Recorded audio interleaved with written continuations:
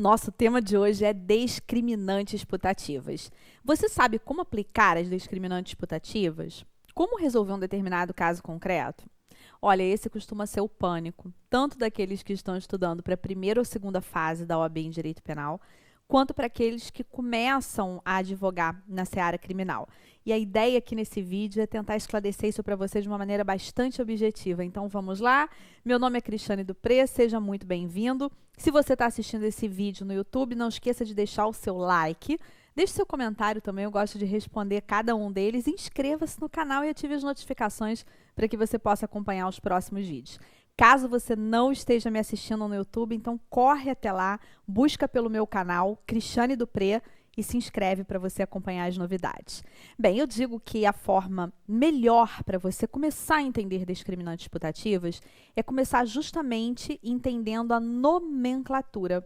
O que significa discriminante putativa? Vamos por partes.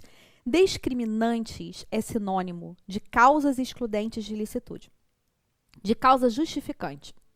Legítima defesa, estado de necessidade, exercício regular do direito, estrito cumprimento do dever legal. Já putativa significa o quê? Imaginária. Portanto, quando a gente fala em discriminantes putativas, não tem nenhum mistério nisso. Significa o quê? Que a causa excludente de ilicitude, ela não existe de verdade.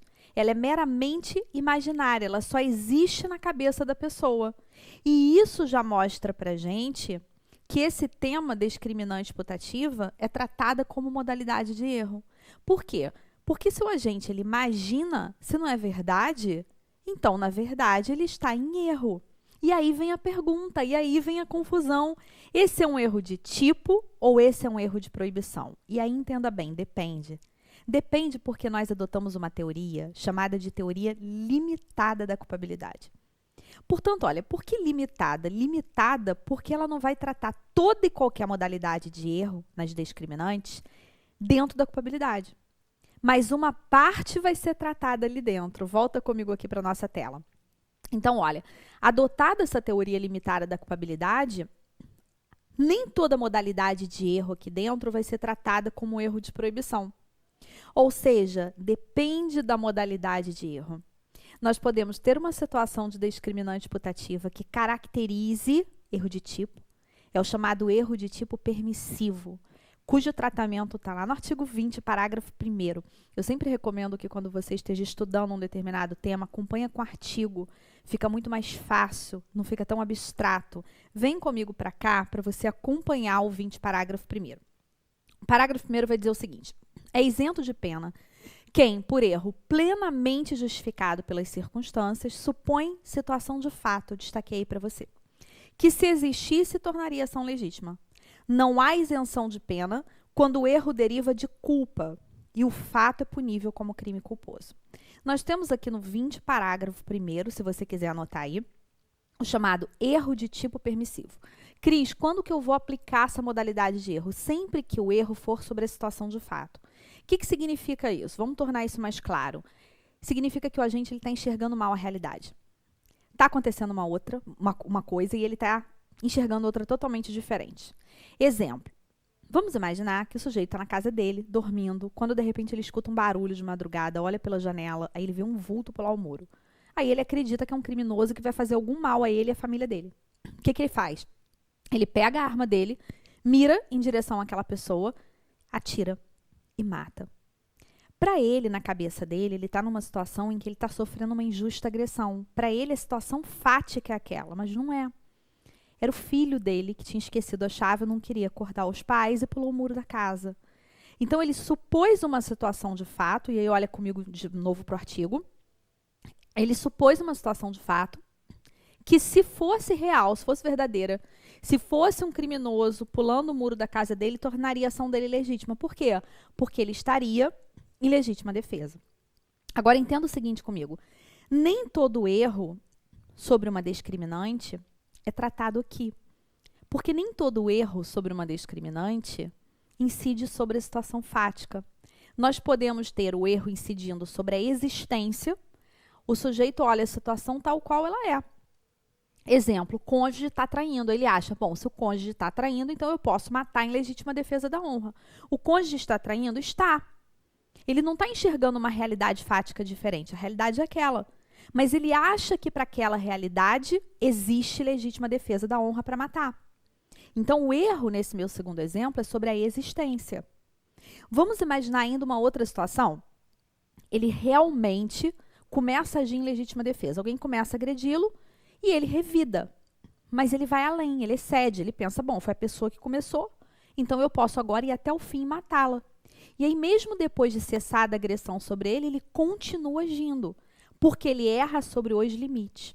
E nesses dois últimos casos, no erro sobre a existência ou no erro sobre os limites, nós temos o chamado erro de proibição indireto. Vai incidir aqui o artigo 21. Existem alguns sinônimos para o chamado erro de proibição indireto.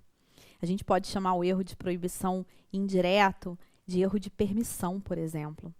Ué, Cris, mas o erro de permissão não é outra coisa? Não confunda as nomenclaturas. Volta comigo novamente aqui para a nossa tela. O erro sobre a situação fática, que é a primeira hipótese, é o erro de tipo permissivo, ok? O erro de proibição indireto, ele também é chamado de erro de permissão. É parecida a nomenclatura? É parecida, mas não é a mesma coisa. Porque o que a gente conhece como erro de permissão é o erro de proibição indireto e é tratado pelo artigo 21. Já o tratado pelo 20, parágrafo 1º, que é o erro que incide sobre a situação fática, a nomenclatura dele é erro de tipo permissivo. Para você guardar melhor, pensa o seguinte. O artigo 20, ele trata de quê? De erro de tipo. Então, no 20, parágrafo 1º, nós temos o quê? Nós temos um erro de tipo, muito embora seja erro de tipo permissivo. Só toma cuidado pelo seguinte, as consequências do erro de tipo permissivo, elas não são as mesmas do erro de tipo tradicional, do caput, do artigo 20. Por isso que é tão importante que você faça a leitura, que você aprofunde a leitura do Código Penal. E aí eu quero trazer aqui para você mais um quadrinho que eu fiz com as consequências disso aí. Olha aqui. Erro de tipo permissivo e erro de proibição indireta. Quando que a discriminante putativa vai se caracterizar como um erro de tipo permissivo, lembra? Quando o erro for sobre a situação fática, quando a gente enxerga mal a realidade. Nesse caso, qual vai ser a consequência? Vai isentar de pena, se o erro for plenamente justificável pelas circunstâncias, ou se você verificar que o sujeito poderia ter sido mais diligente, não foi, aí nesse caso é possível que ele responda a título de culpa. Então, aquele sujeito que atirou e que acabou matando o filho, achando que era um bandido pulando o muro, pode ser que ele não responda por nada, pode ser que ele responda por homicídio culposo. A gente tem que analisar no caso concreto para verificar se ele poderia ser mais diligente ou não. Agora, no caso do erro sobre a existência, no caso do erro sobre os limites, aí a consequência já é outra. Eu vou aplicar o artigo 21 e a consequência vai ser, vai isentar de pena, afastando a culpabilidade, se esse erro for inevitável. E vai reduzir a pena se o erro for evitável. Está escrito 2 vezes aí inevitável, mas o de baixo é evitável. Ou seja, o sujeito poderia ter evitado aquele erro. Se ele fosse mais diligente, ele poderia ter evitado aquele erro. Então, nesse caso, ele vai responder, mas a pena dele vai ser reduzida. O próprio artigo 21 deixa isso muito claro para a gente. Então, olha, o erro que qualquer pessoa no lugar dele teria errado. Qualquer pessoa que passasse por aquela mesma situação teria errado sobre a existência, teria errado sobre os limites. Nesse caso, a gente pode excluir o crime. Nesse caso, o chamado erro de proibição inevitável, que não poderia se evitar, ele funciona como excludente da culpabilidade. Mas, se ele pudesse evitar aquele erro, nesse caso, a gente vai apenas reduzir a pena. E vai funcionar, portanto, como uma causa de diminuição. Terceira fase da dosimetria da pena. Foi um prazer ter estado com você aqui. Você já se inscreveu no canal? Se você está me assistindo no blog do seufuturo.com, deixe seu nome, deixe seu e-mail. E eu estou deixando para você aqui embaixo o link, se você quiser entrar no meu grupo do Telegram, para a gente poder debater bastante sobre direito penal. E se você quiser também conhecer os meus treinamentos, eu trato desse tema aqui dentro do curso de segunda fase em Direito Penal para a OAB do seufuturo.com e também no curso de teses de mérito na advocacia criminal, onde eu trabalho toda a parte geral e a parte especial. Vai ser um prazer ter você comigo, seja no grupo do Telegram para a gente debater, seja nos meus treinamentos. Até o próximo vídeo.